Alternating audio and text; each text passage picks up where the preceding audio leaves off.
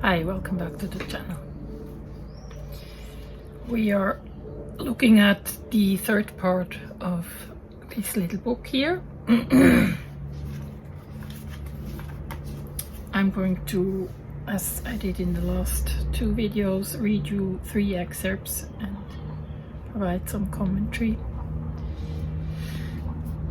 This chapter is called In Difficulty, and it addresses all types of obstacles one might encounter on the, I guess, spiritual path. And I mentioned before that on the surface this book addresses yoga as a, I guess, not so much, it addresses yoga, but not so much on the physical, in the physical sense, albeit it might. But we are going to read it or look at it in terms of advice, for people on the spiritual path, which might include yoga physically, but doesn't have to. And I'm going to start with the first excerpt here.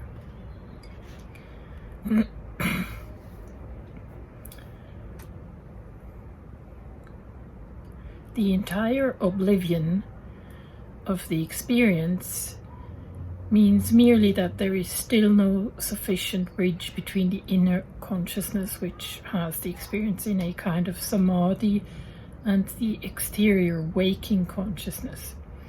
It is when the higher consciousness has made the bridge between them that the outer also begins to remember.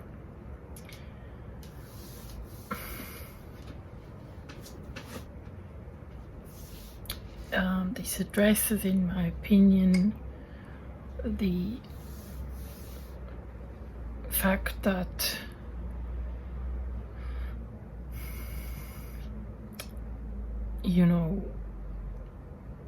attaining any sort of higher type of consciousness, which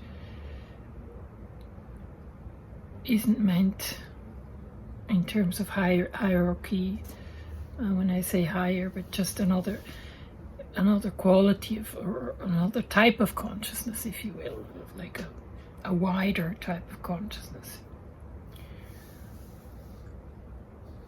Any change in that regard will originate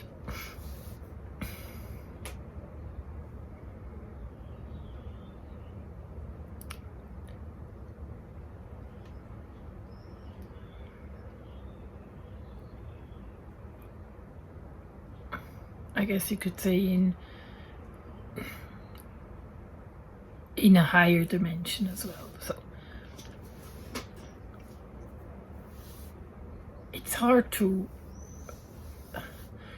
talk about these things in a rational way, but if you were to find metaphors, or you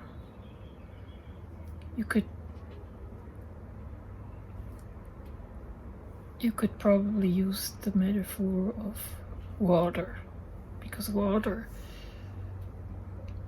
has various aggregate states. It can be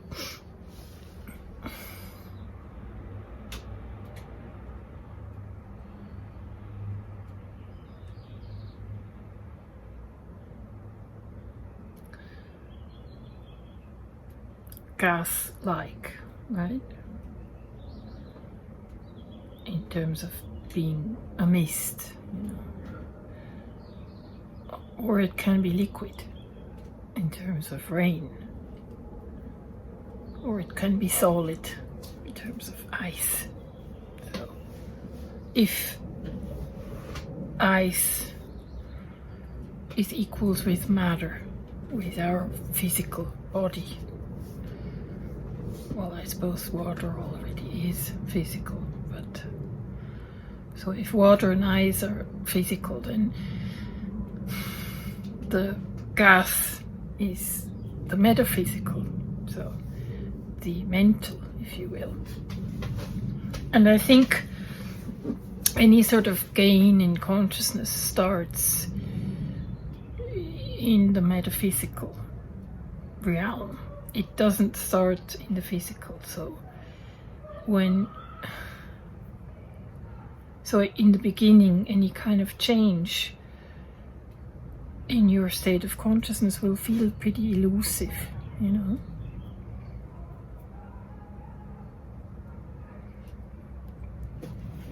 It is like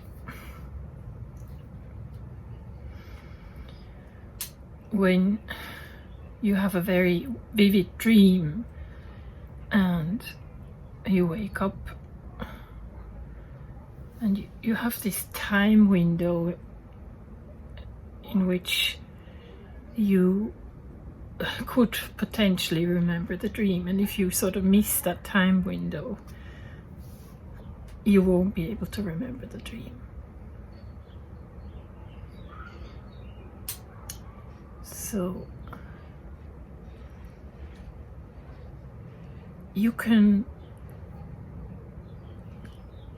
be in the process of developing a higher consciousness, but it is taking place solely in the mental or in the metaphysical.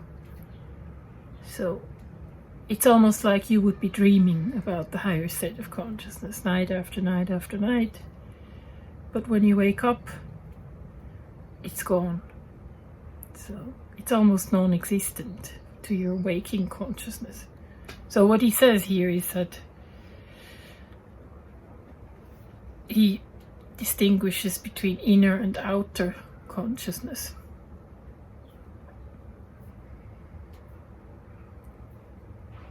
And one could probably equate that to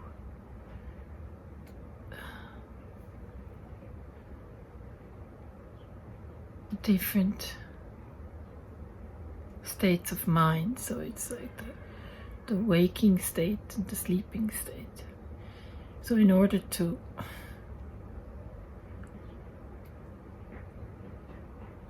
materialize the change in consciousness,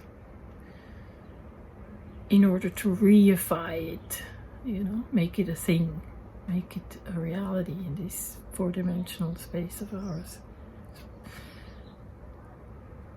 there needs to be a bridge between inner and outer consciousness. And until such time as you start remembering the dream, to go back to the metaphor, the bridge hasn't been built yet. So it'll take some time for there to be a bridge being built, and for the higher consciousness that has been developing in the metaphysical realm to translate or trickle down into the physical.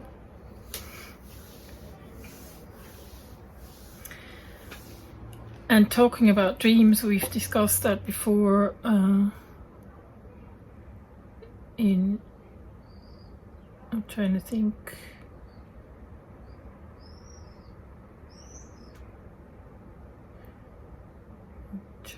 to think. In what video that was. Can't remember.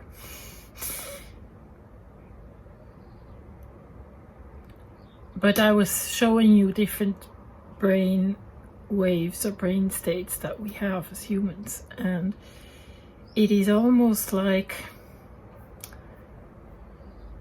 when you, well, I mean, there is a brainwave, a certain type of brainwave associated with the dream state, you know, which I believe is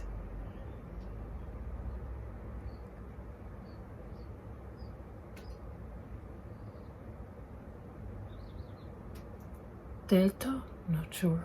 I think it's delta. And there's also a brainwave or a state associated with the waking state, which is beta, I think. Alpha and beta. I think even gamma is related, so these three are related to the waking state. So you could even see it that way. You could say that if you want to be really rational and scientific about it, it's like your system is used to being in a certain brain state. Okay, so when you start developing higher consciousness, obviously you're going to enter a different state of brainwave as well, and you might be able to uphold that consciously for a while, which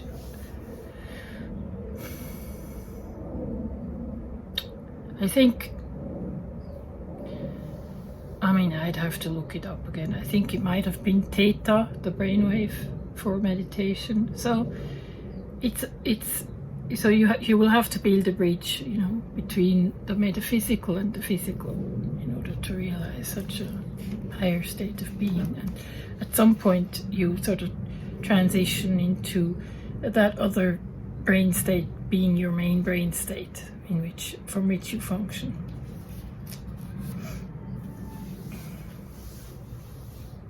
Second excerpt. There are always pauses of preparation and assimilation between two movements. You must not regard these with fretfulness or impatience as if they were untoward gaps in the sadhana, and sadhana here means training.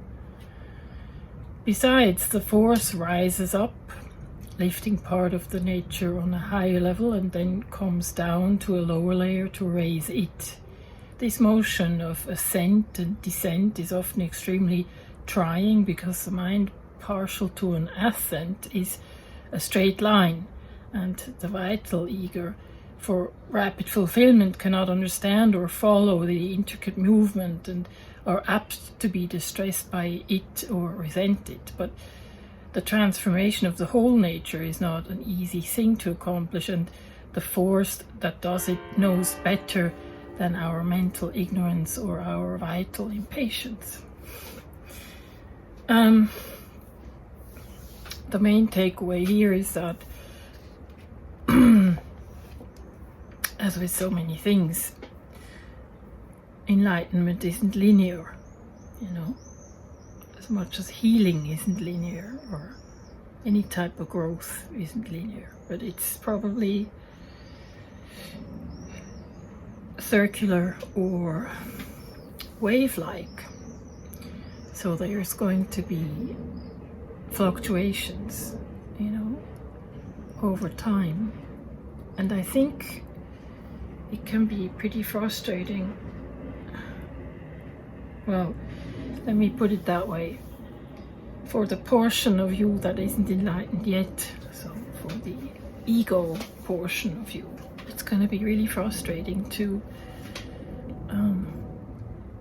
notice these fluctuations, because instead of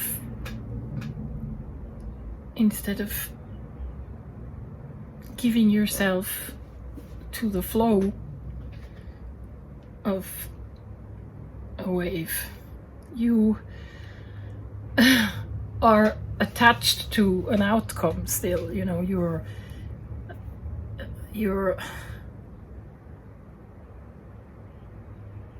It's almost like your ego is attaching itself to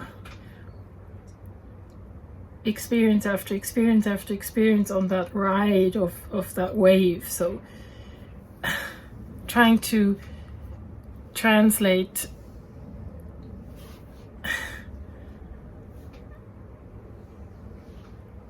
high fidelity sound into Morse code, so there's a loss of signal, when you do that, and hence there's going to be frustration. So I think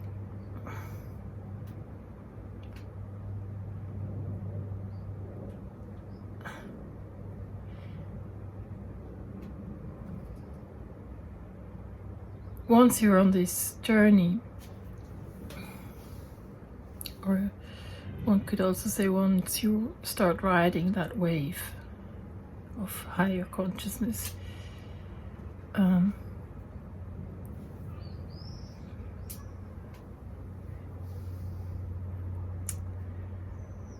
there is going to be complete transformation, you know. But it's not up to you or that part of you, that ego part of you, to decide when that is, but it's more like the total, or the source, or the force, or whatever you want to call it, knowing it better than that little ego portion of you. So as long as there is this ego portion, it's unlikely that, or it's probably impossible to fully give yourself to that wave. So I think it's helpful to just know that there is going to be pauses in the process of assimilation, and there is going to be moments of frustration. So I guess the point is not to get too worked up about those, and just look at them and acknowledge them, you know, as you would with any type of trouble, or as you would with any type of adversity, I guess, generally in life. If you manage to just acknowledge it when it happens, and sort of look at it and say, yes, well, that's adversity, you know, instead of identifying with it and sort of going on this roller coaster of, you know, whatever, emotional roller coaster. It's probably better to just mainly try to observe it, you know, and acknowledge it, and then it'll be easier to get back on that wave, catch the next wave, so to speak.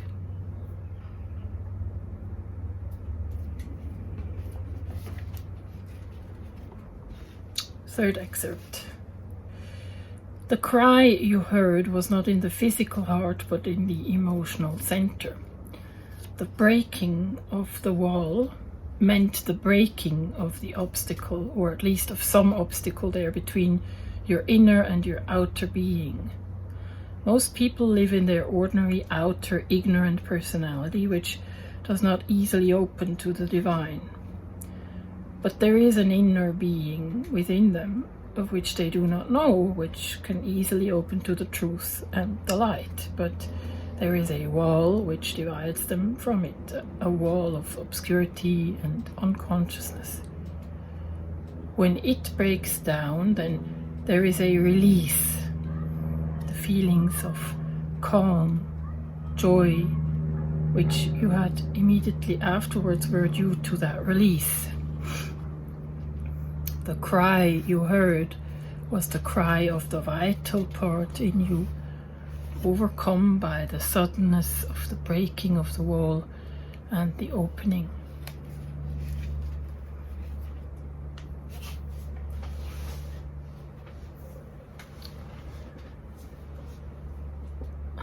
I think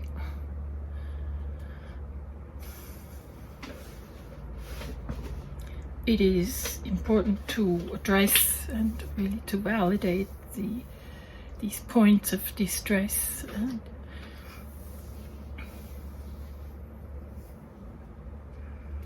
I mean, that's putting it mildly, you know, or these crisis points along the way that one's prone to experience when on the spiritual journey. It's good to talk about them. It's good to know about the possibility that there might be those breaks. They can take all kinds of forms.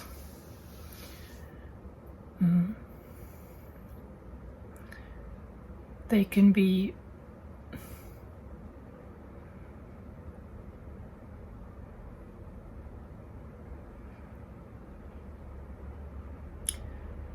they can originate, so to speak, outside of us, quote unquote, and sort of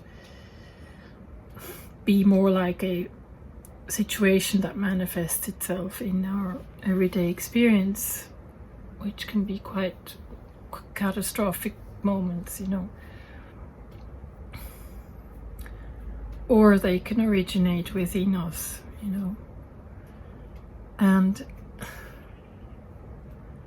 sometimes they don't even require an external trigger.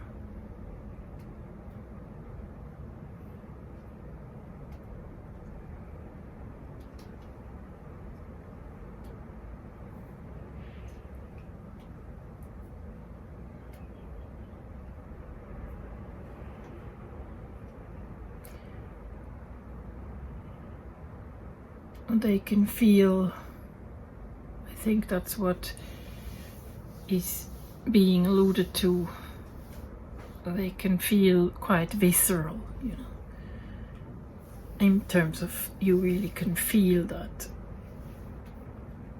in your body, not just in your mental space, but viscerally.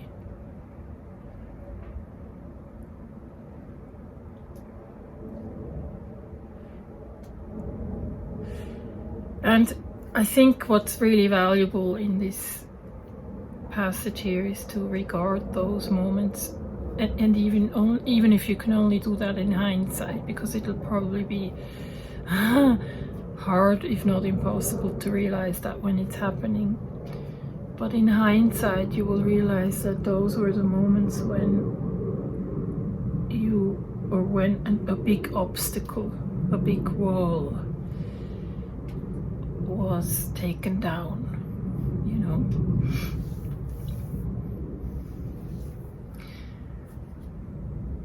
Something that was in the way of you or your consciousness merging with the larger consciousness.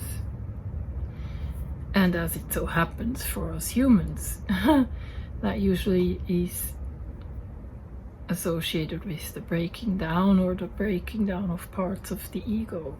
So this can be quite discomforting, distressing. I mean, you can have up to dissociative states and psychoses, you know, psychotic breaks. It's possible, you know, that this happens because all the reference points you had until that moment, you know, anything you deemed important up until that moment loses its meaning. So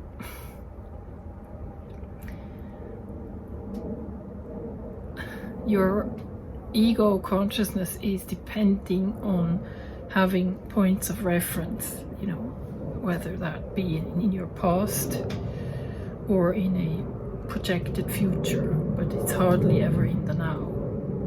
So you define yourself or your sense of ego by recalling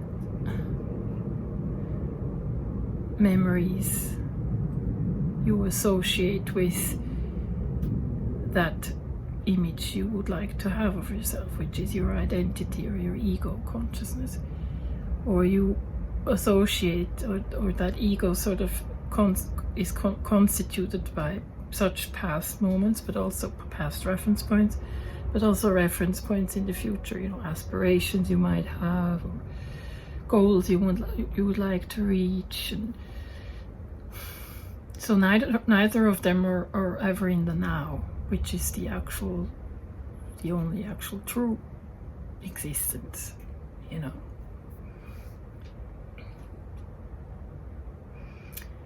So as you progress on your journey and as you gain consciousness, naturally you will move much more into the now. So all these things, you know, that you defined yourself by just simply lose their meaning, you know. They don't serve a purpose anymore.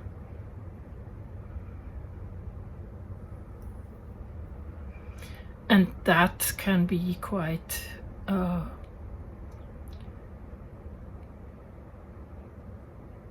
hard to bear, you know.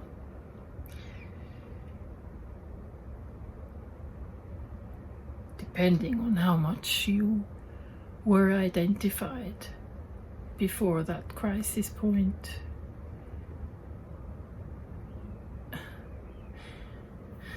So, if it's any comfort,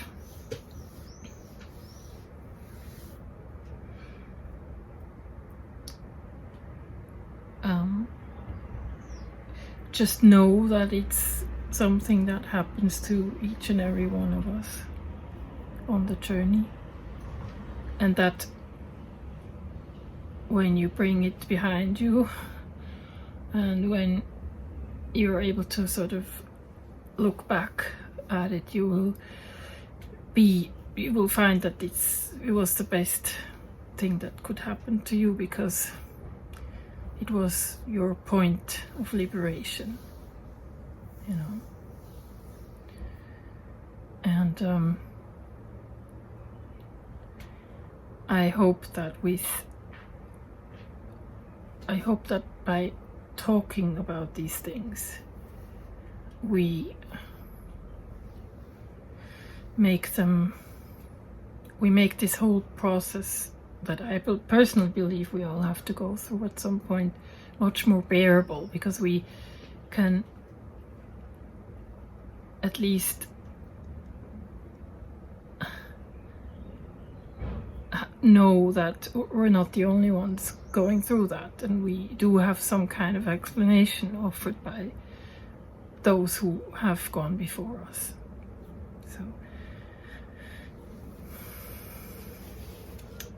So that's that much about the difficulties on the path.